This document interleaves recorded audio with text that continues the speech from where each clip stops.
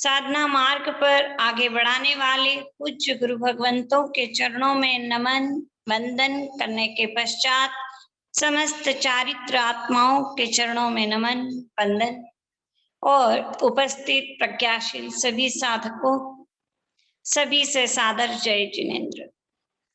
आज का हमारा विषय है सेवा। जिसको जीवन में आगे बढ़ना है, सेवा आवश्यक है, अनिवार्य अंग है। आज इस बात को हम गहराई से समझने का प्रयास करेंगे। सेवा क्या है? सेवा भाव है, कर्म नहीं। सेवा भीतर का भाव है। सेवा केवल क्रिया नहीं है। हम केवल मात्र क्रिया को सेवा समझ लेते हैं, पर क्रिया नहीं है। सेवा में सबसे पहले भावों की बात आती है। आज हम बहुत गहराई से समझने का प्रयास करेंगे कि सेवा का आरंभ कब होता है, सेवा का भाव कब जगता है। सेवा का आरंभ होता है जो हमको मिला है, जो हमको मिला है वह मेरा नहीं है और वह मेरे लिए नहीं है। यहां से सेवा का आरंभ होता है। क्या कहा कि जो कुछ हमको मिला है वह मेरा नहीं है, क्योंकि सेवा में क्या होगा कि जो वस्तु के माध्यम से जो सेवा की जाती है, चाहे किसी वस्तु को देकर के सेवा की जाए, शरीर भी एक वस्तु है। इस शरीर को ही जब सेवा में लगा दिया जाता है, शरीर भी वो वस्तु है, वो हमारी नहीं है, वो केवल मिला हुआ है, ये संसार का है। शरीर भी एक वस्तु है, वह भी संसार से मिली है, जो 5 तत्वों से निर्मित हुआ है, मिट्टी में मिलने वाला है, वह मेरा नहीं है। जब ऐसे भाव जगते हैं तो सेवा का आरंभ होता है और यही सेवा का मूल मंत्र है। हम क्या सोचते हैं, हम क्या समझते हैं? सेवा करना है यानी कि मैं किसी की सेवा करूं और बदले में कुछ चाहना करूं कि इसने मुझे ये देना चाहिए था, या मैं उससे कोई आशा जगाऊं, या फिर बदले में नाम की भावना ही क्यों न हो वह रखूं, तो वो सेवा कभी हो ही नहीं सकती। वो क्या है? केवल मात्र अपने स्वार्थ की पूर्ति है। मुझे सहयोग प्रदान करना है, चाहे धर्म के क्षेत्र में हो, चाहे घर परिवार में हो, चाहे समाज में हो। और जहां पर भाव आ गया कि अरे मेरा नाम तो इन्होंने लिया ही नहीं, देखो संघ में तो मैं इतनी सेवा करती हूँ, मुझे कोई पूछता ही नहीं, संघ वाले मेरे तरफ ध्यान ही नहीं देते, देखो मैं समाज की इतनी मन से सेवा करती हूँ, धन से करती हूँ, और देखो आज तो मेरा नाम ही नहीं लिया, और इन व्यक्तियों के नाम ले लिए, समाज में मेरी कोई पूछ नहीं, कोई इज्जत ही नहीं करते हैं और मेरी सेवा की ओर ध्यान ही नहीं देते। तो जब जताने का भाव जग जाए कि देखो मैंने कितनी सेवा की है, तो समझना वो सेवा है ही नहीं, वो केवल मात्र हमारे स्वार्थ की पूर्ति का साधन मात्र बन गया है। वो क्रिया हमको आगे बढ़ाने वाली कभी नहीं हो सकती। जहां पर हमारे स्वार्थ की बुद्धि जग गई है, तो वो जो सेवा की जा रही है वह तो बुराई है जो भलाई का रूप ले रही है। क्या कह दिया कि वह तो एक बुराई है जो भलाई के रूप में आ रही है, और हम उसको समझ नहीं पाएंगे। हम तो सोचते कि देखो हमने कितना भला किया, देखो हम तो केवल भलाई करते हैं। पर ये जो भूख भीतर में है, चाहे नाम की हो, चाहे धन की हो, चाहे किसी भी रूप से हो, तो ये जो आशाएं जग रही है दूसरे से, तो वहां पर हम सेवा नहीं कर रहे। वो तो हमारे लिए जो क्रिया की जा रही है, हम क्रिया के बदले में सम्मान प्राप्ति चाहते हैं, तो वो तो एक बुराई है। और हम क्या सोचते हैं कि हमने तो भलाई की। एक बहुत सुंदर कहा जय कृष्णामूर्ति ने कि निस्वार्थ भाव से किसी की सेवा करने के पश्चात जब भीतर में यह भाव आ जाए कि देखो मैंने कितना किया है, ये व्यक्ति जान तो ले कि मैंने इसके लिए कितना किया है, तो फिर समझना चाहिए कि वो सेवा नहीं हुई है। निस्वार्थ भाव से की, पर उसमें भी जो भीतर में भाव आ गया कि देखो मेरा नाम आया या नहीं आया, अरे उस व्यक्ति को कम से कम पता तो चल जाए कि मैंने उसकी सेवा की है, पता तो चल जाए। हमने किसी के लिए मंगल भाव प्रेषित किए, हमने किसी के लिए मंगल मैत्री की और उससे उसको लाभ हो गया, लाभ हो गया मान लो, तो हमारे भीतर में अगर ये भाव जग रहे हैं कि अरे मैंने तो अंतर से उसके लिए ये भावना भाई थी और उसका काम हो गया, ये उस भाई को कम से कम पता तो चले ताकि वो मेरे से जुड़ा रहे, बस ये स्वार्थ हो गया ना, तो फिर वहां सेवा नहीं रह पाएगी। तो हमारे भीतर में सेवा का भाव उदित होना चाहिए, करने का भाव तो जग रहा है, पर वो भाव यानी कि भीतर का जो सेवा का भाव है वो तो जगा ही नहीं, केवल करने का राग जग रहा है। और करने का राग, जब एक प्रसंग याद आ रहा है कि एक बार जब ध्यान शिविर की सेवा में जब प्रारंभ हुआ ही था, तो एक साधक ने चेताया, बोले आपको करने का राग जग गया है, आपके भीतर सेवा के भाव नहीं है, आपके भीतर तो करने का राग जग रहा है, इसलिए आप किए जा रहे हो, करने करना है करना है करना है, तो वहां पर भी आपकी उन्नति नहीं हो पाएगी। इसलिए सजग रहना है कि सेवा करके फिर उसकी याद भी नहीं आनी चाहिए कि हमने किसी के लिए कुछ किया, या हमारी जो भावना है, शुभ भावना है, उसको भी कहीं जताने का भाव नहीं जगे। तो बहुत सुंदर कहा अनुभवियों ने कि सेवा का सामर्थ्य कब उदित होता है, भीतर में सेवा का सामर्थ्य कब जगता है, तो कहा कि जब दुखियों का दुख देख करके अंतर हृदय करुणित हो जाए, जब दुखियों का दुख देखकर अंतर हृदय करुणित हो जाए और किसी का सुख देख करके हमारे भीतर में सुखी होने का भाव जगता है, तो सेवा का सामर्थ्य भीतर में प्रकट होता है। क्योंकि सेवा कब की जाती है, जब हमारे भीतर में सब जीव मात्र के प्रति अपनत्व के भाव जगते हैं, तो सेवा का भाव जन्म लेता है। जब अपनत्व के भाव जग गए, जब वह व्यक्ति मेरा है, तो क्या होता है, हम रात दिन देखते जिससे मेरापन जुड़ गया, तो वो जब सुखी होता है, उसको जब कोई अच्छी परिस्थिति उसके साथ घटित होती है, तो हमको कितनी खुशी होती है क्योंकि वो मेरा है। और जब उसके साथ कोई बुरा होता घटित होता है, जब कोई प्रतिकूल परिस्थिति उसके साथ घटित होती है, तो हमारे भीतर में कैसे भाव जगते हैं, अरे इसका कैसे भला हो जाए, अरे इसका कैसे भला हो जाए।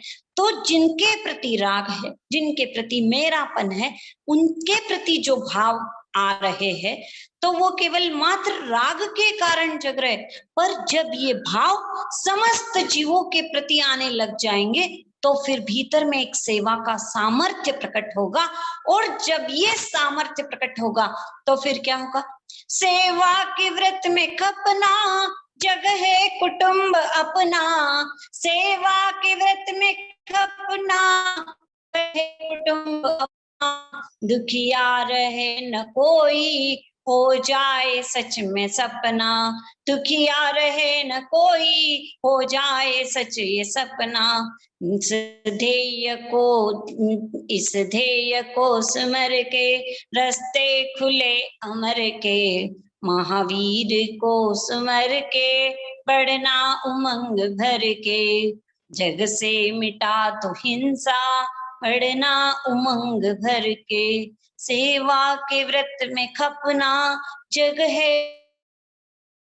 सामर्थ्य कब उदित होता है, जब भीतर में भाव आता है कि सारा जग मेरा कुटुंब है, सभी मेरे हैं, तब ये सेवा का भाव जगता है।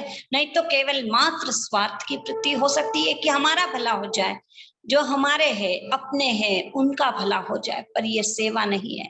सेवा का भाव तो बहुत विशाल होता है, उदार होता है। सेवा से क्या होता है, देखिए हम इसको आगम के उदाहरण से समझने का प्रयास करें। जब हाथी के भव में मेघ कुमार को क्या हुआ कि जब जाति स्मरण ज्ञान हुआ तो उसके भीतर में ध्यान में आया कि अरे ऐसी आग लगी थी और इस आग से मैं नहीं, कितने जीव पिछले जन्म में झुलस झुलस कर मरे थे। तो उसके भीतर में वो भाव जगता है कि अरे सबकी रक्षा हो, सबका भला हो, ये भाव जगा। और भाव जगते ही उन्होंने क्या किया, उसने सारे जो जो जंगल में जितनी जगह थी, यानी जितनी जितनी साफ कर सकते उतनी उतनी साफ कर ली कि चलो कोई अग्नि लग जाए तो इतने जीवों का बचाव हो जाएगा। तो भीतर में एक सेवा का भाव जन्म लेने लगा। हाथी के भीतर क्या था, सेवा का भाव। ये सेवा का भाव जीव को कैसे आगे बढ़ाता है, जब जीव पहले गुणस्थान में होता है, चौथे गुणस्थान के सम्मुख यानी कि सम्यक दर्शन की प्राप्ति की ओर जीव बढ़ता है, तभी बढ़ सकता है जब भीतर में सेवा का भाव आता है, अनुकंपा का भाव जगता है।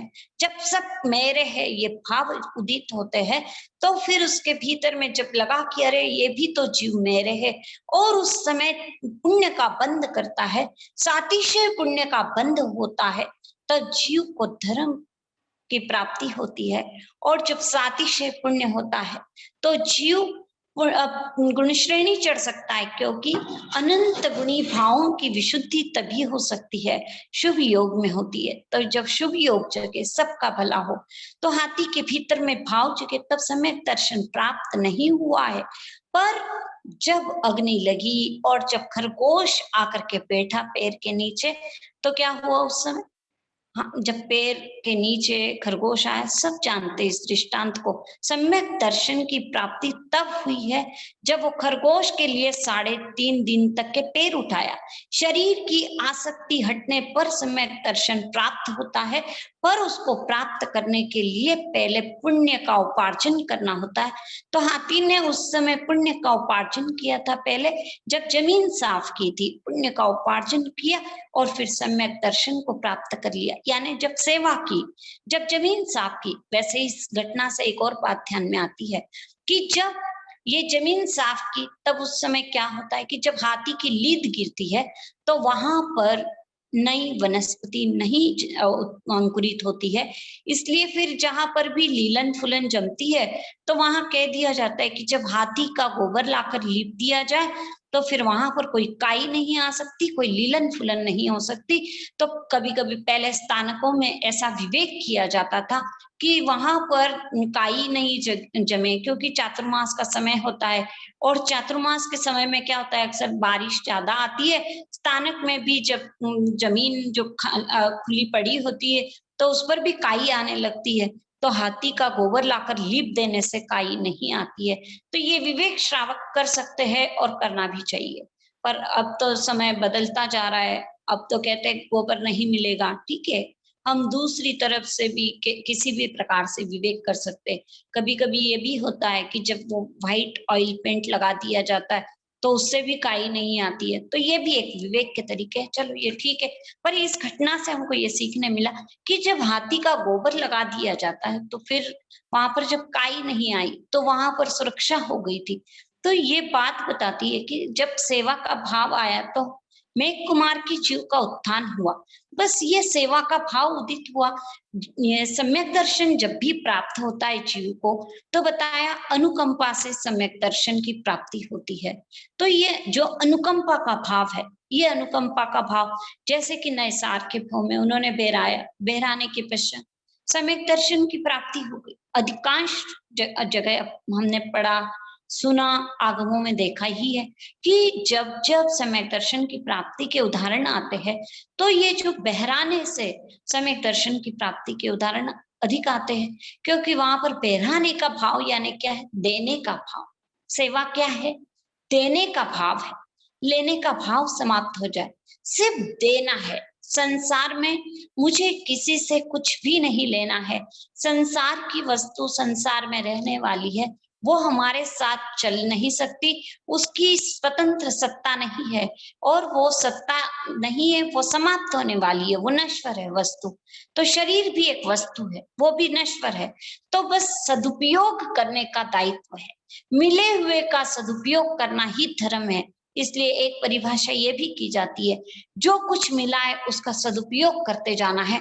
और सेवा क्या है, केवल सदुपयोग है। जो मिला है संसार का है और संसार को देना है। तो जब संसार की वस्तु संसार को दे रहे, तो फिर उसमें मैंने किया या मेरा वो भाव ही नहीं आ सकते, क्योंकि वस्तु भी मेरी नहीं है। तो जब वस्तु मेरी नहीं है तो फिर हम कहाँ उससे जुड़ सकते हैं। जो जिसका था वो उसको मिल गया, जो जिसको मिल आवश्यक था वो उसको मिल गया, तो फिर उसमें अहंकार की बात ही नहीं रह सकती।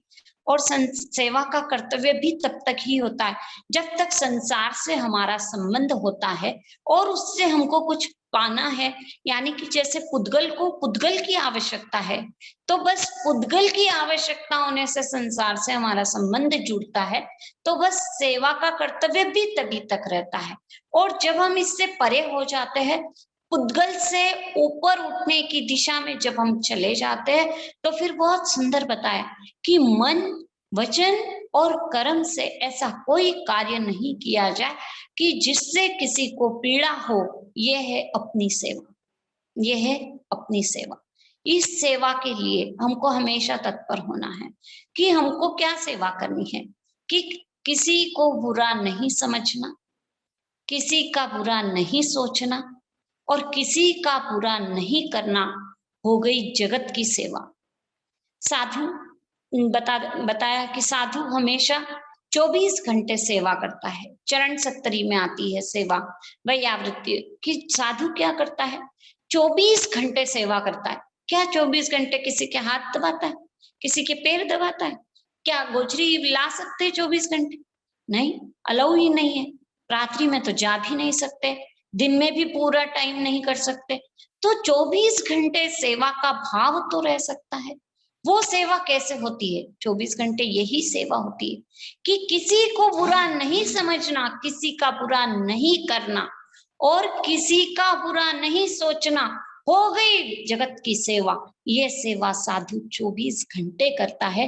किसी का बुरा नहीं करना, हिंसा नहीं करनी है। साधु 24 घंटे जागृत रहता है। और जब भी प्रतिलेखन करना है, चाहे चलना है, चाहे उठना है, चाहे बैठना है, चाहे बोलना है, किसी को पीड़ा नहीं हो जाए, ये सेवा साधु रात दिन कर रहा है। 24 घंटे रात्रि में भी करवट बदलना है तो पूंछ करके, यानी कहीं किसी जीव की हिंसा नहीं हो जाए, तो ये जगत की सेवा हो गई, प्राणी मात्र की सेवा हो गई, सबकी सेवा हो। तो ऐसी सेवा के लिए हम भी तो तत्पर हो सकते हैं। जितने जितनी अपनी क्षमता है उस क्षमता का सदुपयोग हम कर सकते हैं। श्रावक है तो हम एक इंद्रिय की हिंसा से नहीं बच पा रहे हैं, ठीक है, पर हम पंचेंद्रिय की हिंसा से तो बच ही सकते हैं ना। तो हम जितनी जितनी हिंसा से बच सकते हैं उतनी उतनी हिंसा से बचकर हम भी इस सेवा के भाव को वर्धापित करते चले जाए। बहुत सुंदर फरमाया गुरुदेव ने। श्रम, संयम, सदाचार शरीर धर्म है। श्रम, संयम, सदाचार शरीर धर्म है और इसका अहंकार नहीं करना, और इसका अहंकार नहीं करना आत्मधर्म है। क्या कहा? श्रम करना। सेवा में क्या कर रहे हैं हम कि भाई सेवा में श्रम ही करते हैं कि भाई किसी की कुछ सेवा कर दी या किसी का कुछ किया तो हमने मान लो श्रम किया। तो श्रम किया, संयम किया और सेवा, चाहे सदाचार, सदाचार किसी भी प्रकार से अच्छा आचरण किया, किसी को सहयोग प्रदान किया, तो ये सब शरीर धर्म है, पुद्गल से जुड़ी हुई बात है। और इसका अहंकार नहीं करेंगे तो हम आत्म धर्म में स्थित हो पाएंगे। क्या हमको आत्म धर्म में स्थित होना है तो हम केवल ऊपर ऊपर नहीं रह जाए, केवल सतह पर नहीं रह जाए। ये हम जो इतनी मेहनत कर रहे हैं, हमारी हर मेहनत के पीछे हमारा उद्देश्य बदल जाए। आज तक हम इतनी मेहनत कर रहे थे घर में, परिवार में, बहुत सुंदर कहा कि सेवा किसकी करनी, जो बाल है, जो रोगी है,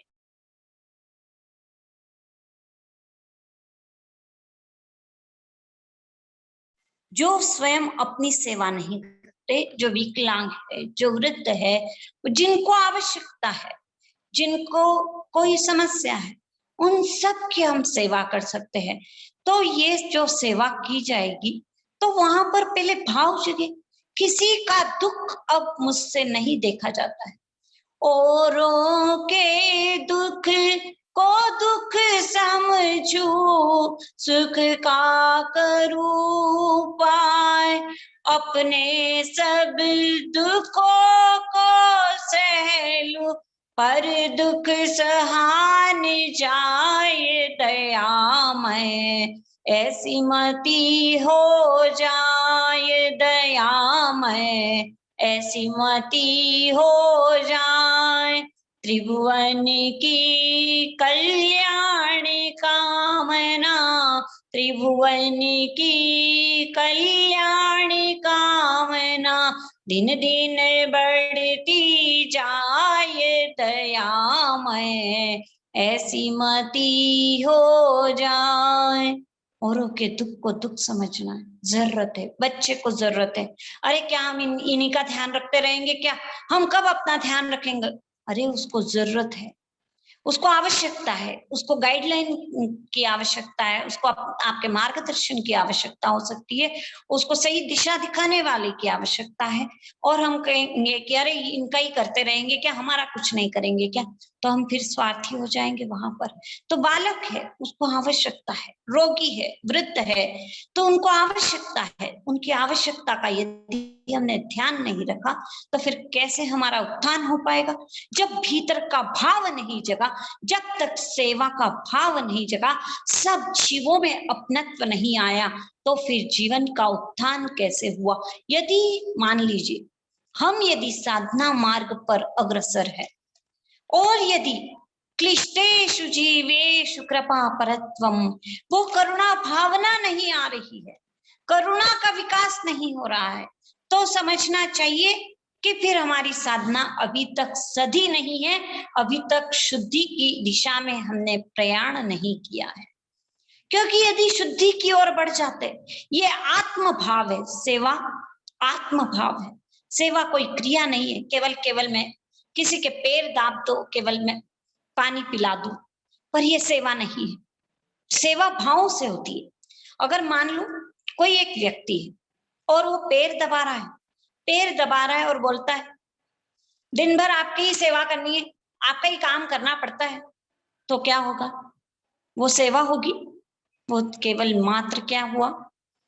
केवल करना हो गया। और उस करने से लाभ स्वयं को कहाँ मिला? स्वयं के कर्म की निर्जरा नहीं हुई, बल्कि वहां पर हमने कर्म बंद कर लिए कि देखो पानी भी पिलाया, इतनी सेवा भी की, और हाँ ये बूढ़ों को तो रात दिन संभालना ही पड़ता है, अरे इनके साथ क्या हम बूढ़े होने वाले नहीं है? पर हमको इसलिए सेवा नहीं करनी है कि हम बूढ़े हो जाएंगे तो हमारी कोई सेवा करेगा। हमको तो सबसे पहले ये देखना है कि उनको आवश्यकता है और ये अवसर मुझे मिला, ये लाभ मुझे मिला, ये लाभ किसी और को मिलता पर ये लाभ मुझे मिला। सेवा से केवल मात्र हमारा लाभ होता है, हमारी करुणा से हमको लाभ मिलता है। सामने वाले को उसका लाभ मिले ना मिले अलग बात है, पर सबसे पहले तो उसका लाभ हमको स्वयं को ही मिलने वाला है, क्योंकि सेवा हमको क्या करती है? द्रवीभूत करती है, और जब द्रवीभूत करती है तो हमारे ही कर्मों की निर्जरा करती है। हम कई बार किसी की सेवा करते हैं, सोचते हैं इनको साता मिल जाए, पर क्या होता है? क्या कभी कभी मिल भी जाती है। कभी किसी के निमित्त से किसी के साता वेदनीय का उदय होना हो तो उसको जरूर साता मिल जाएगी। पर यदि मैंने साता उपजे, हम किसी को साता उपजाने के लिए सेवा नहीं करते हैं, हम तो केवल मात्र अपने कर्मों को काटने के लिए सेवा करते हैं। क्योंकि सेवा करने के बावजूद कभी कभी ऐसा हो सकता है उसके असाता वेदनीय का तीव्र उदय हो तो उसको लाभ मिले ना मिले, उसको साता उपजे ना उपजे, पर उस समय भी कर्म की निर्जरा तो हमारी होने ही वाली है। इसलिए हमको इस बात का ध्यान रखना है सामने वाले को कितना लाभ मिल रहा है। हमको 100% यदि किसी की सेवा करने का कोई भी हमारे सामने आ जाए तो हमारे भीतर से एक ही भाव निकलना चाहिए, हमारे पास में जो भी व्यक्ति आया है वो खाली हाथ नहीं चला जाए, हम उसके साथ कहीं ना कहीं जुड़े हुए थे, कहीं ना कहीं हमारा ऋणानुबंध था, इसलिए वो हमारे सामने आया है। और जब आया है तो हम उसके साथ अच्छी तरह से बात भी नहीं करते, ना ही उसकी आवश्यकताओं का ध्यान रखते। दिन भर में कितने व्यक्ति हमारे सामने से गुजर रहे हैं, पर कभी हमने उसके उनके जरूरत को देखने की कोशिश भी नहीं की कि इसको क्या आवश्यकता है। तो हमको इस बात का ध्यान रखना है कि जब ये भाव रहेगा, आत्म भाव है, तो फिर वो स्वतः ही सेवा हो जाएगी। और सेवा ये नहीं देखती कि ये कार्य छोटा है या बड़ा है। किसी को चप्पल जूते को संभालने के लिए कह दिया, व्याख्यान हॉल भरा हुआ था, और किसी को सेवा मिल गई कि आज तुमको चप्पल जूतों पर ध्यान रखना है, सबको टोकन देना है। एक को मिल गया वॉलंटियर बनना है और आपको सबका ध्यान रखना है कि कोई बीच में बात नहीं करे, और एक को मिल गया कि आज आपको तो एंकरिंग करनी है, यानी कि सारा संचालन आपको करना है, और एक को मिल गया कि आज आपको भाषण देना है, प्रवचन देना है। तो सबकी सेवा है, सेवा सबकी है। पर हम क्या सोचेंगे कि जो प्रवचन दे रहा है वो ऊंचा और जो चप्पल जूते पर है वो नीचा। पर ऐसा नहीं होता है। सेवा कभी भी छोटी बड़ी नहीं होती है। सेवा का भाव जब जन्म लेता है तो जो भी कार्य हम कर रहे हैं उसमें हम कितनी अधिक निर्जरा कर सकते हैं, ये तो हमारे भाव के ऊपर निर्भर करता है। यदि मान लो घर से किसी को बाहर नहीं निकलने मिल रहा है, समाज की सेवा का अवसर नहीं है, तो वहां पर घर में रहते हुए इन भावों को जी सकते हैं, 24 घंटे जी सकते हैं। वहां पर किसको जो भी कार्य किया जा रहा है, किसको क्या आवश्यकता है, सबकी आवश्यकताओं का जो ध्यान रख लेता है, तो वो भी एक सेवा हो गई। और बदले में ये नहीं कहे घर वाले कि देखो इन्होंने मेरी सेवा की और बदले में मैं इसको दे रहा हूं, बदले में कुछ पाना ही नहीं है। कुछ पाने का भाव ही समाप्त हो जाए तब समझना कि सेवा का सामर्थ्य प्रकट हुआ है और सेवा करने का जो दायित्व हम पर है और उसकी पूर्ति हम सही ढंग से कर पा रहे हैं। सेवा करते करते ज्ञान भीतर का स्वतः ही फूट जाता है, फिर उसके लिए कुछ करने की आवश्यकता नहीं रहती। अनेकों महापुरुषों के जीवन से देखा कि उनको टाइम नहीं मिलता था कि ज्ञान ध्यान करे, कुछ फेरे, कुछ अपने शास्त्र को रटे, टाइम नहीं मिलता था। दिन रात वे अपने गुरु की सेवा में लगे हुए थे, दिन रात वृद्ध की सेवा में थे, कोई रोगी की सेवा में थे। हमने उनके जीवन को देखा, उनके भीतर में ज्ञान की गंगा फूट जाती है, यानी कि ज्ञान इस तरह से फूटने लगा कि नित्य नूतन ज्ञान उनके भीतर में अपने आप प्रवाहित होने लगा। तो सेवा से ज्ञान स्वतः ही फूट जाता है, बस आत्म भाव है ये सेवा। इस बात को हमको सही ढंग से समझ लेना चाहिए और हम इस बात को अच्छे से समझे कि श्रावक क्या करता है, क्या सेवा कर सकता है और साधु क्या सेवा कर सकता है। श्रावक की अपनी सेवा की जो श्रावक आज क्या कर रहा है, सामान्य अनुकंपा करता है। सामान्य अनुकंपा में किसी को रोटी खिला दी, किसी को औषधि दे दी, पर ये भी करना है। पुण्य के वर्धापन से जीव आगे बढ़ता है, इसीलिए के 9 पुण्य के जो 9 भेद बता दिए, अन्न पुण्य, पान पुण्य, लयन पुण्य, शयन पुण्य, जीव इन सब से आगे बढ़ता है। तो किसी को पानी दे दिया, किसी को रोटी दे दी, पर कल जरूरत पड़ेगी ना, फिर उसको आहार की जरूरत है दूसरे दिन, फिर उसको पानी की जरूरत पड़ी दूसरे दिन। बस ये सामान्य अनुकंपा कि भाई रोटी खिला दी, पानी दे दिया। पर साधु क्या करता है, कई बार प्रश्न उठाया जाता है कि अरे देखो साधु क्या बन जाते हैं, ये तो किसी की सेवा ही नहीं कर सकते, साधु गृहस्थ की सेवा नहीं कर सकता। अरे देखो फिर इसको क्या लाभ मिलता है कि ये तो न किसी को रोटी दे सकता है, कोई भूखा पैसा भिखारी आ गया तो भी साधु रोटी नहीं दे सकता है। तो क्या साधु की फिर अनुकंपा रही, साधु के भीतर तो अनुकंपा ही खत्म हो गई। ऐसा नहीं है। गुरुदेव ने बहुत सुंदर समाधान दिया। कन्हैयालाल जी लोढ़ा साहब के मार्गदर्शन से ये बहुत अच्छी बात सीखने मिली कि साधु सामान्य अनुकंपा नहीं, साधु विशेष अनुकंपा करता है। साधु क्या विशेष अनुकंपा करता है कि अरे देखो ये आज इसको रोटी नहीं मिल रही, आज इसको पानी नहीं मिल रहा है, आज ये रोगी है, अरे इसकी मैं कैसे सेवा करूं, इस रोग का कारण क्या, इसको आहार नहीं मिलने का कारण क्या। वो कारण की खोज में उतर जाता है, उस कारण की खोज में उसको समझ में आ ही जाता है कि देखो इसके राग और द्वेष ऐसे बांधे हैं, इसने ऐसे कर्म बांधे हैं कि इसके कारण इसको न रोटी मिल रही, न पानी मिल रहा है, न उसको रोगी होकर भी न उसकी चिकित्सा की कोई सुविधा है, न कोई उसको कुछ प्राप्त हो रहा है। तो उसके भीतर में एक विशेष अनुकंपा, साधु की अनुकंपा, विशेष अनुकंपा है कि अरे इसके दुख की जो जड़ है उसको ही काट कर फेंक दिया जाए। इसके दुख की जड़ है ये राग द्वेष, इसको निकालने की प्रक्रिया इसको बता देता हूँ। तो उसकी विशेष अनुकंपा रही। हम तो रोटी दे करके एक समय का काम कर देंगे, एक दिन का कर देंगे, हम केवल ऊपर की टहनियों को तोड़ देंगे, पर कल दूसरे दिन वापिस उसका दुख आने वाला है। तो उसके दुख को हमको समाप्त करना है, तो हमको भी उस तह तक जाना होगा कि इसके भीतर में धर्म कैसे आगे बढ़े, ये जीव धार्मिक कैसे बने। क्योंकि जिससे भय रहित शांति का अनुभव होता है वो धर्म है। क्या कहा? धर्म। जिससे भय रहित शांति का अनुभव होता है तो धर्म होता है। और ये भय रहित शांति का अनुभव हर जीव करे, ऐसी जो भावना जगती है, ऐसी जो भावना जगती है, यह सेवा का ही भाव है। तो जब ऐसी सेवा के भाव जगते हैं तो समझना चाहिए कि हमारे भीतर में जो हमारी विशुद्धि होनी चाहिए थी वो विशुद्धि होने लगी है। क्योंकि मैत्री का भाव उमड़ा, प्रमोद का भाव उमड़ा, करुणा और माध्यस्थ भावना, ये महत्वपूर्ण 4 भावनाएं हैं कि जिसके माध्यम से हम अपने आप को बैरोमीटर पर देख सकते हैं, हम अपने आप को कस सकते हैं, हम अपनी साधना को परख सकते हैं, हमारी साधना सही दिशा में चल रही है या नहीं सही चल रही है, हमारी साधना सद रही है या नहीं सद रही है।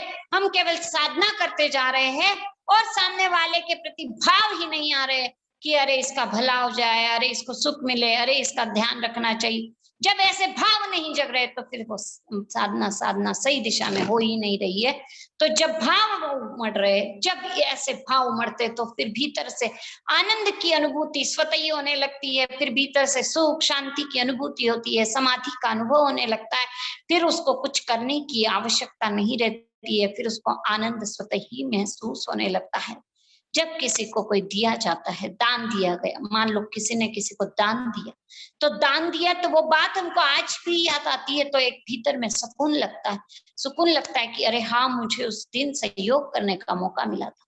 किसी एक भाई के मान लो 10 रुपए गिर गए, और मान लीजिए अब 10 रुपए की तो कोई वैल्यू नहीं है, समझ लीजिए यहाँ पर 10,000 रुपए गिर गए, और मान लो 10,000 की एक भाई ने परचेसिंग कर ली, और 10,000 की मान लो एक भाई ने भोग कर लिया, अपने वस्तुओं को खरीद लिया, और एक भाई ने मान लीजिए कि किसी को दान दे दिए 10,000 रुपए। किसको आनंद की अनुभूति होगी? जो खा लिया, जो खर्च कर लिया, उसकी तो वैल्यू कुछ भी नहीं, कोई याद भी नहीं आती हमने आज तक कितनी शॉपिंग की। क्या हम बैठते खुश होते उसको याद कर करके? ऐसी अनुभूति नहीं होती है, सुखद अनुभूति। और जो गिर गया उसके लिए तो दुखद अनुभूति ही शेष रही। पर जब कहीं किसी को दे दिया तो क्या होगा? कितनी कितनी सुखद अनुभूति भीतर में होती है। और वो अनुभूति एक बार नहीं, वो तो हमेशा जब जब उस बात की याद आती है तो अनुभूति यानी कि वो सुखद अनुभूति होती है कि अरे मुझे कोई सेवा का अवसर मिला था। तो इस तरह से जब जीव सेवा में आगे बढ़ता है तो वो अक्षुण्ण सुख का अनुभव करता है, यानी वो सुख कभी भी क्षीण नहीं होता, वो सुख हमेशा स्थायी बना रहता है, वो अक्षुण्ण सुख है और वो सेवा के द्वारा ही प्राप्त किया जा सकता है। उसकी अनुभूति जीव स्वयं ही कर सकता है। तो हमको आगे बढ़ना है, आगे बढ़ना है तो हमको क्या करना है? संसार से कुछ न लेना सेवा है। कितना सुंदर सिद्धांत कहा, संसार से कुछ न लेना ही सेवा है। हम क्या कर रहे हैं? संसार से तो लेना है, ये चाहिए, वो चाहिए, वो चाहिए। क्यों चाहिए? चाहिए का भाव ही समाप्त हो जाए। जब हम अकिंचन और अचाह हो जाएंगे तो अपनी सेवा हो जाएगी।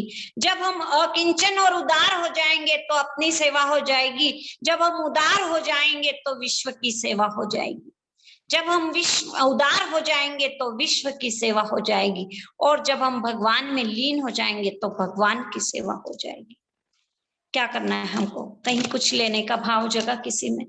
अकिंचन और अचाह होना ही सबसे बड़ी सेवा है, अपनी सेवा है, क्योंकि हम रात दिन दूसरे की सेवा तो करेंगे शरीर से, वस्तुओं को देख करके, और स्वयं की सेवा किस माध्यम से हो सकती है, कभी इस गहराई में हमने जाने का प्रयास नहीं किया। पर जब जीव अकिंचन कि मैं कुछ नहीं हूं और मेरा कुछ नहीं है, मुझे कुछ नहीं चाहिए, जब ऐसे भाव जगते हैं तो फिर वो अपनी सेवा हो जाएगी। और जब पहले प्रारंभ में जीव तो सामान्य सेवा करता है, किसी को कोई वस्तु दे दूं, किसी को कोई कुछ सेवा कर दूं, किसी का ध्यान रख लूं, सहयोग दे दूं, ये सामान्य सेवा है। पर ये आगे बढ़ता है जब जीव सम्यक दर्शन की भूमिका की ओर बढ़ता है, तब उसके भीतर से ऐसे भाव जगते हैं, मैं कुछ नहीं हूं, मैं कुछ नहीं हूं, और संसार से मुझे कुछ नहीं, अकिंचन यानी मैं कुछ नहीं हूं। जब मैं कुछ नहीं हूं और मेरा कुछ नहीं है, मुझे फिर क्या चाहिए? तो अकिंचन, और जब जीव अचाह हो जाता है, तब उसके भीतर उसकी स्वयं की सेवा होती है, क्योंकि स्वयं की सेवा क्या है कि नए कर्म का बंध नहीं करना ही स्वयं की सेवा है। जब जीव स्वयं की सेवा तो करे, पहले सबसे पहले स्वयं की सेवा की, अब मुझे नए कर्म नहीं बांधना है, नए कर्मों को मैंने रात दिन बांधते ही रहे, हम बांधते ही रहे, और ये बांधने का कारण इच्छाएं है, इच्छाओं के कारण ही कर्म बंद कर रहे हैं हम। इच्छाएं दुख देने वाली है, इच्छाएं समाप्त हो जाएगी तो संसार समाप्त हो जाएगा, इच्छाएं समाप्त तो संसार समाप्त। तो इच्छाओं को जब हम समाप्त कर देंगे तो हम स्वयं की सेवा करेंगे कि मैंने सेवा करी, और क्योंकि इस जीव ने एनजीओ में सेवा, कैंसर वार्ड में जाकर के सेवा, समाज की सेवा, समाज की सेवा तो हमने बहुत की, पर केवल सेवा भी क्या रही, केवल कर्म ही किया है वहां पर वहां पर जो करने का भाव था, केवल मात्र उसकी पूर्ति हम वहां जाकर करते रहे। बहुत सेवा के कार्य करने की मानी नहीं है। आप इस बात को ध्यान से समझना, इस सत्र में हम ये नहीं कह रहे कि वहां पर जाकर सेवा नहीं करनी है, ये नहीं है कि वहां सेवा नहीं करनी, वहां पर भी सहयोग की आवश्यकता है। जो विकलांग है, जो मेंटली डिस्टर्ब बच्चे हैं, जिनको सेवा की आवश्यकता है, वहां सेवा देनी ही है, सबको सहयोग देना है। जो अपने इर्द गिर्द के लोग हैं, जो भी हमको लगता है कि इनको आवश्यकता है, वृद्ध है, रोगी है, जो भी है, बच्चे हैं, सबकी सेवा करना है, मना ही नहीं है।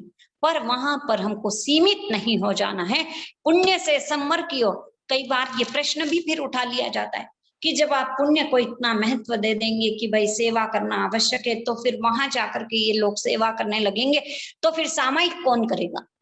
तो फिर संवर की साधना कैसे होगी, निर्जरा की साधना कैसे होगी? तो हम इस बात को अच्छी तरह से समझे कि जब जब जो जो मौका मिलता है उसका लाभ हमको उठाना है, पर उससे जुड़ करके नहीं रहना है, उससे चिपकना नहीं है, उसकी ममता नहीं करनी है। जो अवसर मिल रहा है केवल उसका लाभ उठाते चले जाना है। यानी कि जब सामायिक का अवसर आया है तो भगवान क्या फरमा रहे, सामायिक करूं तब भ्रष्ट ना करके शुद्ध हो, औषध का अवसर आए तब फिर वो नहीं कि मुझे वहां पर जाकर के सेवा देनी है, वो भाव नहीं जगेगा। फिर यहाँ पर तो भाव जगेगा कि मुझे तो आज समस्त जीवों को समस्त जीवों को जो मैं पीड़ा दे रही हूँ, उस पीड़ा से मुझे बचना है। तो वहां पर वो श्रेष्ठ सेवा कर रहा है, औषध के माध्यम से वहां श्रेष्ठ सेवा हो रही है। वहां पहले जो सेवा, मान लो कोई रोटी देता है कुत्ते को जाकर के, तो क्या उस दिन अंतराय पड़ गई ऐसा लगेगा? तो आज हम मान लो पोषण करने बैठ गए तो अंतराय के भाव नहीं, हम अपनी जिम्मेदारियों को दूसरों को समझा सकते हैं, बता सकते हैं। सारे जीव तो पोषण करने आने वाले नहीं है, तो हम अपनी जिम्मेदारियों का भी निर्वहन कर सकते हैं और इन साधना मार्ग में भी आगे बढ़ सकते हैं, क्योंकि पुण्य पर भी रुकना नहीं है, संवर और निर्जरा की ओर आगे बढ़ना है। और ये जो सेवा है अभी केवल मात्र जो कुत्ते को रोटी डालने की हो, चाहे बंदर को रोटी डालना, मान लो कोई भी सेवा है, गाय की सेवा है या कोई बच्चों की सेवा है, चाहे कोई विकलांग की सेवा है, सेवा अच्छी है, पर ये एक पक्ष है। पर उससे आगे बढ़ गए, जब हम संवर सामायिक की दिशा में आगे बढ़ गए, तो फिर औषध की दिशा में आगे बढ़ गए, वो उससे उत्कृष्ट सेवा है, उसको कमजोर नहीं समझे और फिर वहां पर अपनी दलीलें खड़ी नहीं करे, वहां पर अपने तर्क प्रेषित नहीं करे कि अरे इससे क्या होगा, अरे ये तो इतने दुखी जीव बैठे हैं और हम तो केवल सामयिक लेके बैठ जाते हैं, मुंह पत्ती बांध के बैठ जाते हैं। ऐसा नहीं है। अपने दायित्व का निर्वहन करते हुए भगवान फरमा रहे सामयिक का अवसर आए सामयिक करो, पोषक का अवसर आए पोषक करो, नहीं तो फिर भगवान फरमा देते श्रावक को कि केवल सेवा का कार्य करते रहे, केवल मात्र बाहर की सेवा में ही जुटे रहो। ऐसा नहीं है। हम इस बात को समझे कि इससे पुण्य का उपार्जन होता है, पर केवल पुण्य पर रुके नहीं, हम आगे समर और निर्जरा की दिशा में भी आगे बढ़े और वहां पर भी ये सेवा का भाव तो जारी ही है ना। वहां पर कोई रुक गया क्या? वहां पर ये भाव है कि अरे आज मेरे कारण 6 काय के जीवों की विराधना नहीं हो जाए, पृथ्वी काय, अप काय, तेऊ काय, वायु काय की विराधना नहीं हो जाए, वहां पर तो और 6 काय जीवों को अवदान देने की भावना है, तो वहां पर तो और अधिक पुण्य का बंध कर रहा है। समर और निर्जरा तो हो ही रही है, पर पुण्य के उपार्जन में भी वहां कमी नहीं आई है। पर जिसको धर्म मार्ग में अभी रुचि नहीं लगी है, तो उसके लिए ये प्रारंभिक रास्ता है और उसके बिना जीव आगे नहीं बढ़ सकता। तो ये प्रारंभिक रास्ता है, इसके माध्यम से जीव जितना पुण्य का उपार्जन करेगा वो उसके लिए उपादेय ही है, उसको रोकने की आवश्यकता ही नहीं है। तो हम इस तरह से इस पुण्य के मार्ग में आगे बढ़े, क्योंकि पुण्य के बिना समर और निर्जरा की साधना नहीं हो सकती, धर्म नहीं हो सकता और मरण भी, संतारा मरण भी प्राप्त नहीं होता है जब तक पुण्य नहीं है। और जब हम समर और निर्जरा की दिशा में आगे बढ़ते हैं तो फिर क्या होता है कि पुण्य वहां पर उपार्जित होता ही है, वहां पुण्य का बंध नहीं रुका है। शुभ प्रकृतियां तो बंध ही रही है, पर हमको बस अब इतना सा ध्यान देना है कि ये जो सेवा का भाव है ये 24 घंटे कैसे उदित रहे। घर में जिसके भी लिए चाहे हमें एक कप दूध चाय ही बना के पिला रहे, तो बदले में कुछ न चाहे, बच्चा मेरी सेवा करेगा, ये भाव समाप्त कर दे कि ये मेरा ध्यान रखेंगे, घर वाले मेरी आवश्यकताओं का ध्यान रखेंगे, इसलिए मुझे ध्यान रखना है, ये भाव खत्म कर दिया जाएगा। तो फिर घर में रहते हुए भी उन लोगों की सेवा होगी। और अभी तो हम केवल सेवा नहीं कर रहे, हम तो बदले में चाह रहे, हम केवल क्रिया कर रहे हैं, कर्म ही बांध रहे हैं। तो हमको एक सुंदर समाज का निर्माण करना है, तो हमको करने के राग को समाप्त करना होगा और करने का राग समाप्त हो जाएगा तो फिर एक सुंदर समाज का निर्माण अपने आप हो जाएगा। आज सुंदर समाज का निर्माण क्यों नहीं हो रहा है? तो वो इसीलिए नहीं हो रहा है कि करने का राग है, मुझे करना है ना, तो फिर मेरा नाम आना चाहिए, और जहां मेरा नाम आना चाहिए वहां ईगो हो गया, और जहां ईगो आ गया तो फिर वहां पर समाज में झगड़े हुए बिना नहीं रह सकते। तो इन झगड़ों से बचना है, एक सुंदर समाज का निर्माण करना है, तो अपने अहंकार को गलाना होगा, अहंकार को गलाना होगा। तो मुझे कुछ करना है ये भाव नहीं, अरे ये सेवा का कार्य मिला है, बस इनके उपकार है, इनका स्वीकार है, इसलिए ये जो अवसर प्राप्त हुआ इसका मुझे लाभ उठाना है। तो बस वहां पर हमारी दृष्टि को बदल करके हम सेवा प्रदान करेंगे तो सामने वाले को भी लाभ होगा और हमको भी लाभ होगा। नहीं तो फिर अरे बाबा समाज में तो पद ही नहीं लेना, सिर्फ झगड़े चलते रहते हैं, समाज की क्या दुर्दशा हो गई। एक समाज की मीटिंग शांति से हो जाए तो बहुत बड़ी बात है। जैन समाज की मीटिंग शांति से नहीं हो पा रही, क्यों नहीं हो पा रही? जब ऐसे ऐसे सिद्धांत है, द्वेष नहीं करना है, वेर नहीं करना है, अहंकार नहीं करना है, ईर्ष्या नहीं करनी है, केवल सिद्धांत रह गए, सिद्धांत अलग हो गए और समाज की मीटिंग में हम झगड़े करने बैठ गए। क्या दुर्दशा हो रही है आज समाज की? और उसका कारण क्या है कि हमारे भीतर में समाज की सेवा का, संघ की सेवा का भाव नहीं जगा है। संघ सर्वोपरि होता है, संघ सर्वोपरि होता है, ये भाव आता है। अरे इसने सेवा कर दी, अरे इसको लाभ मिल गया, अरे तो कोई बात नहीं, काम होना था, संघ में अच्छा काम होना था, हो गया, मेरे हाथ से नहीं हुआ, मेरे भाई के हाथ से हो गया, मेरी बहन के हाथ से हो गया, तो उसमें मुझे दुख मनाने की आवश्यकता क्या है? मेरी दृष्टि कहाँ होनी चाहिए? कार्य सुंदर रूप से हो। तो जब कार्य सुंदर रूप से हो, ये अगर हमारी दृष्टि रहेगी और वो कार्य हमने सुंदर रूप से देख लिया तो मन में प्रमोद जगता है कि कार्य कितना सुंदर हुआ, तो वो किसने भी किया। पर ईगो रहता है तो अरे मेरे हाथ से होना चाहिए था, उन्होंने मुझे मौका ही नहीं दिया, उन्होंने ही ले लिया, वहां हम झगड़े करने बैठ गए। तो हम न तो अनुमोदना कर पाए अच्छे कार्य की, हम और कर्म बंद करने लग गए, अच्छे कार्य के प्रति यदि हमको अनुमोदना के भाव है तो हम कहीं पर भी उसकी अनुमोदना कर सकते हैं, पर हमारे भीतर में अनुमोदना के भाव नहीं है, केवल मैं करूं मैं करूं मैं करूं के भाव है, तो फिर वो केवल अहंकार रहेगा, और अहंकार रहेगा तो न सुंदर समाज का निर्माण हो सकता है, न हमारे जीवन का निर्माण हो सकता है, न तो फिर हम शांति से रह पाते हैं। संघ में, समाज में हमको इस प्रकार सेवा देनी है। सबसे पहले उसका प्रारंभ घर से करना है। घर में जो सही ढंग से सेवा करता है, घर में जो सही ढंग से सहयोग देता है, वो संघ की और समाज की सेवा सही ढंग से कर पाता है। पर आज हमको घर की सेवा नहीं करनी है। आज तो हम सोचते हैं कि नहीं नहीं, बाहर नाम होगा ना, तो वहां पर हम जाना चाहते हैं। जहां हमारा नाम नहीं होता वहां हम जाना नहीं चाहते, वहां हम देखना भी नहीं चाहते क्या कार्य हो रहा है। पर ये भाव भीतर में जगे, सेवा भाव है, कर्म नहीं। बार बार ये वाक्य गुरुदेव बार बार फरमाते, ये वाक्य अब हमारे भीतर में बार बार गूंजता रहे, सेवा भाव है, कर्म नहीं, और हमारा हर कार्य सेवा बन जाए, तो फिर हमको अलग से सेवा करने की जरूरत रहेगी क्या? यदि हम घर में सेवा मानकर केवल सेवा प्रदान करें, फिर झगड़ा रहेगा क्या? फिर घर में सम्मान की अपेक्षा रहेगी क्या? फिर सासू बोलेगी क्या कि बहू ने मेरी सेवा नहीं की? अरे इस बहू ने मुझे सेवा का अवसर दिया, तो ये बहू का उपकार हो गया। तो उसके लिए क्या निकलेगा भीतर से? धन्यवाद के शब्द निकलेंगे। अरे बहू नहीं करती है तो कोई बात नहीं, मुझे करने का अवसर मिल रहा है। नहीं तो वहां पे हमारे क्या हो रहे, झगड़े हो रहे, द्वंद्व हो रहा है, संघर्ष हो रहा है। क्यों हो रहा है? क्योंकि हम केवल मात्र दूसरों के कर्तव्य को देख रहे हैं। हम केवल मात्र उसमें ये ध्यान रखें कि हमको इसका लाभ कैसे मिल जाए, हमको तो सेवा करनी। अरे हम काम करते रहेंगे तो फिर बहू तो सीखेगी ही नहीं। क्या भाव आते कईयों के मन में कि अरे बहू को तो फिर आदत ही नहीं पड़ेगी, इसलिए हमको तो करना ही नहीं, हम तो चुपचाप बैठे रहते हैं, हम तो देखते ही नहीं। ऐसे भाव नहीं, हमको उसको सहयोग देना है।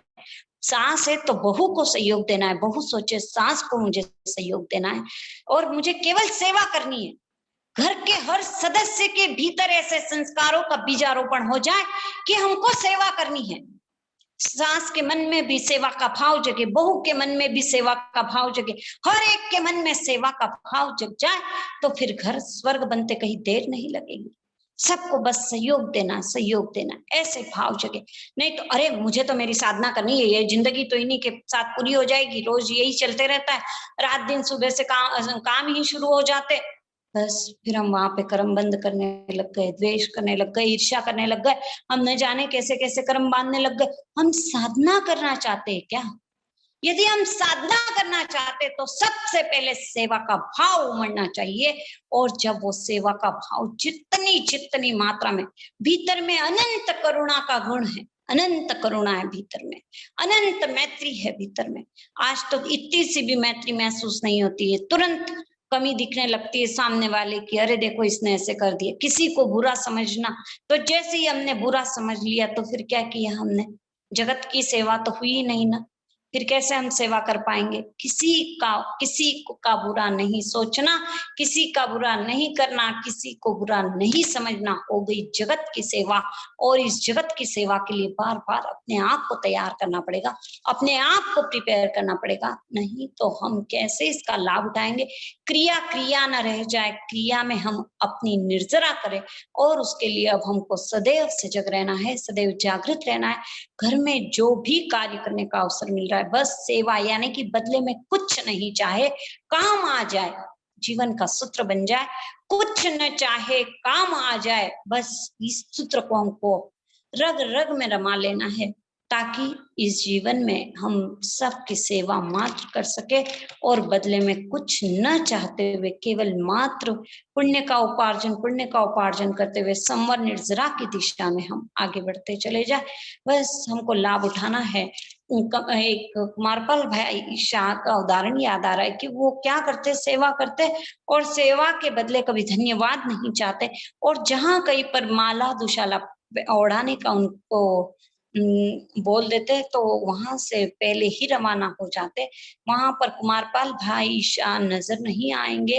यानी कुमारपाल भाई शाह का तो जीवन, जो उनकी सेवा है, वो पढ़ने लायक है। ये इतिहास नहीं वर्तमान है। आचार्य विजय रत्न सुंदर सूरी की बहुत सुंदर पुस्तक है कि जिसमें उन्होंने किस प्रकार सेवा की, यानी कि सेवा के बदले प्रशंसा की। तो भूख भी भीतर में नहीं रहे, केवल से और सेवा के बदले सत्कार की भावना नहीं जगे, तो इस तरह से सेवा करने वाले आज के युग के हैं ये। ऐसे तो आगमों में कई दृष्टांत है, पर ये वर्तमान का दृष्टांत है कुमारपाल भाई शाह का, इसलिए ये अभी बताया कि जहां कहीं नंबर आ गया कि माला पहनाई जाएगी और वो वहां से रवाना हो गए, माला का तो कहीं प्रश्न ही पैदा नहीं होता।